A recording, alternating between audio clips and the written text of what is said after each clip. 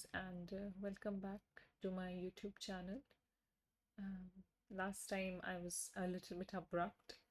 This time I will give you an intro. Hi and hello guys, and today this is a lecture second of English literature. I will try to cover more stuff this time, and I hope you like it. So let us begin without much ado.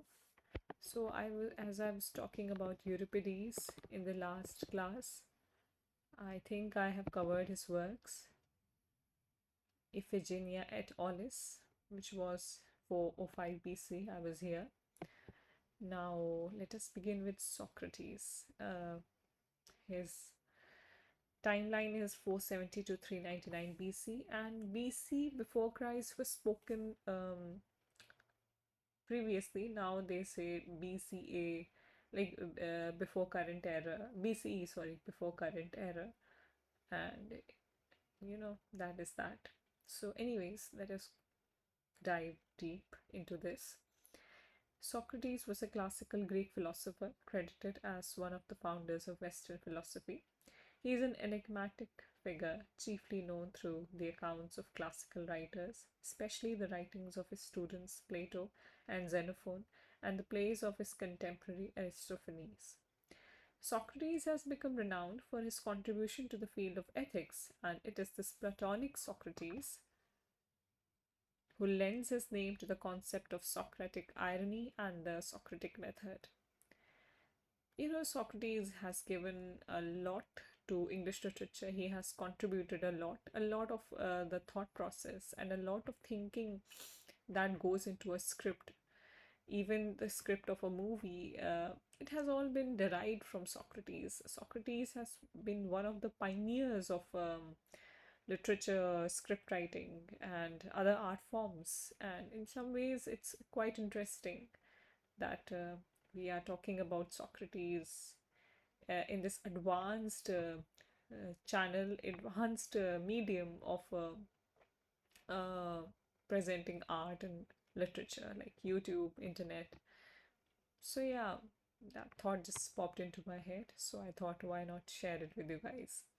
So, Socrates also made important and lasting contributions to the field of epistemology.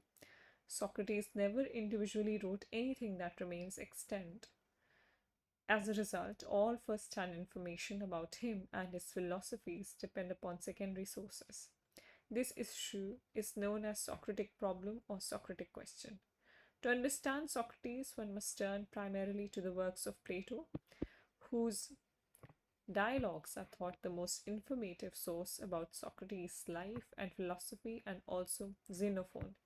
These writings are the Socraticoi logoi or Socratic dialogue, which consists of reports of conversations apparently involving Socrates. He was prominently lampooned in Aristophanes' comedy The Clouds, in a comedy entitled The Clouds by the ancient Greek author Aristophanes. Aristophanes actually pokes fun at Socrates through this comedy. I think there is a grammatical error. I would correct it. Thank you for bearing with me. And so, yeah, even in those times, famous philosophers and writers and poets were not, um, you know, were not able to were not able to escape from criticism and things like that. Aristophanes, he poked fun at Socrates by writing this play, The Clouds, and this question actually comes in UGC NET exams, so keep that in mind. Now we come to Ovid. His timeline is 43 BCE to AD 17. Ovid mostly wrote witty and sophisticated love poems. His full name was Publius Ovidius Naso, known as Ovid in English speaking world. He was a Roman poet who lived during the reign of Augustus. He was a contemporary of Virgil and Horace.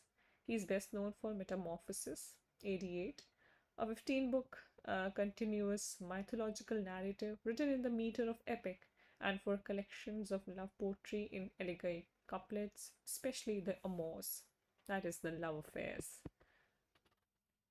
and Ars Amatoria, the art of love. The Metamorphoses remains one of the most important sources of classical mythology, and he was the first major Roman poet. Now, he is a Roman poet, not a Greek poet. Keep that in mind. He was the first major Roman poet to begin his career during the reign of Augustus.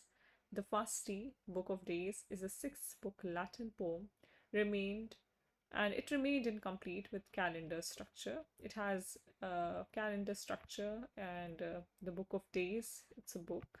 It's a Latin poem actually, and yeah, just keep that in mind. It might or might not be asked in the exam. Just have it in mind, and it's an interesting bit of trivia if you think about it. There's a little bit of a grammatical error. I can sense that. Thank you for bearing with me, and I hope you are understanding the main contents of this lecture. Tristia and Epistulae si Ponto are two collection of elegies in the form of complaining letters from his exile.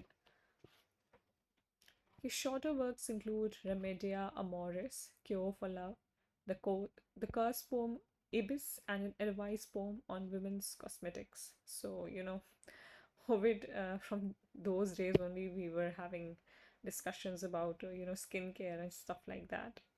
So, yeah, he wrote a lost tragedy which is called Medea. That's a very important question. Keep that in mind. The Heroides, Heroine, or Epistulae Heroidum is a collection of 21 poems in elegiac couplets. Tristia, Sorrow, consists of 5 books written during Ovid's exile in Tomis.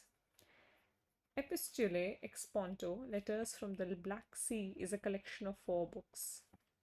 So yeah, keep that in mind. Let me check one thing. Okay.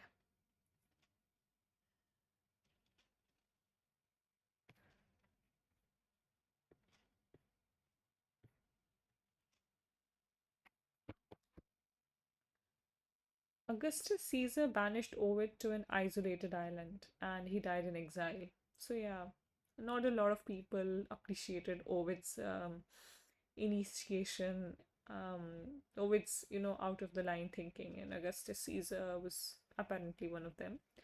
So, let us talk about Metamorphosis. Metamorphosis is a narrative poem beginning with the creation of the world and ends in Ovid's time. It consists of adventures of love affairs of deities and heroes.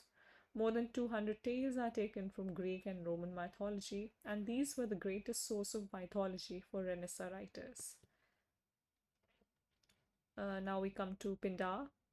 His timeline is 522 to 443 BC.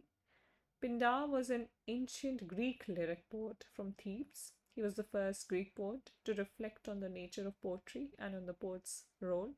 His poetry illustrates the beliefs and values of archaic Greek at the dawn of classical period. About 10 days before he died, the goddess Persephone appeared to him and complained that she was the only divinity to whom he never composed a rhyme. So these poets also had these divine dreams about gods and goddesses, and they had uh, this connection with gods and goddesses, wherein they dreamt about them quite vividly. And I could only think that these dreams came to them because they were deeply connected with nature. They were not distracted by, technology, I suppose. I don't know, maybe. So, yeah, that is that. He died around 440 BC while attending a festival at Argos. Scholars at the Library of Alexandria collected his compositions in 17 books organized according to genre: 1 book of Hymenoi or hymns, 1 book of pains, 2 books of dithyramboi, 2 books of Prosadia, processionals, 3 books of Parthenia, song for light dance, 1 book of Threnoi, laments, 4 books of Epinikia, victory, odes.